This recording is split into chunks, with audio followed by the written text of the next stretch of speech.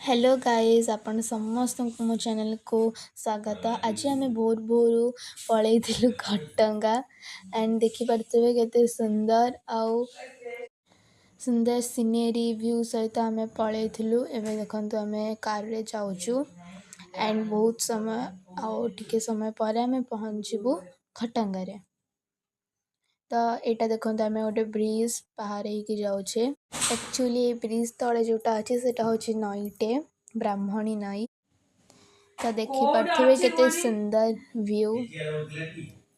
एबे आम पहुँची गलु माँ घटंगा तारिणी पाखरे। माँ तारिणी समस्त को खुशी रे रखंतु।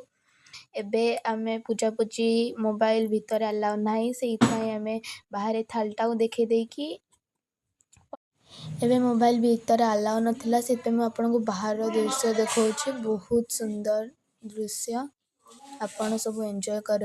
एबे आमे पळी आसी गुंडीचा घागी को। एठर वाटरफॉल हाय केते मस्त वाटरफॉल थिला। ताको आज टॉप रू भी आमे देखना ना बहुत मस्त थिला बहुत सुंदर थिला। मु आपनको यार सेकंड व्यूटा भी देखे।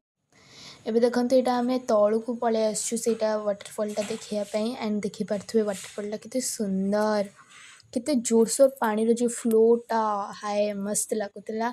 एंड इच्छा होतला कि जगह को छाड़ी कि न जेमी बट फिर भी घर को जिबार ही थिला।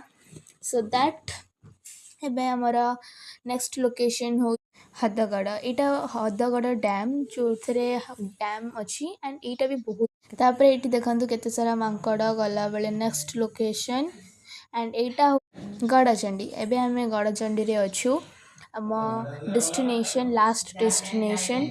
एबे एठी सीढ़ी ऊपर चढ़ी की दर्शन कलु। देन आफ्टर दैट एटी झरणा एटा झरणा जगह एटी बहुत भल से झरणा होची एंड एटा मंदिरटा। एठी देखंतु सिंह वगैरह थाए जोटा मंदिर सामने रे।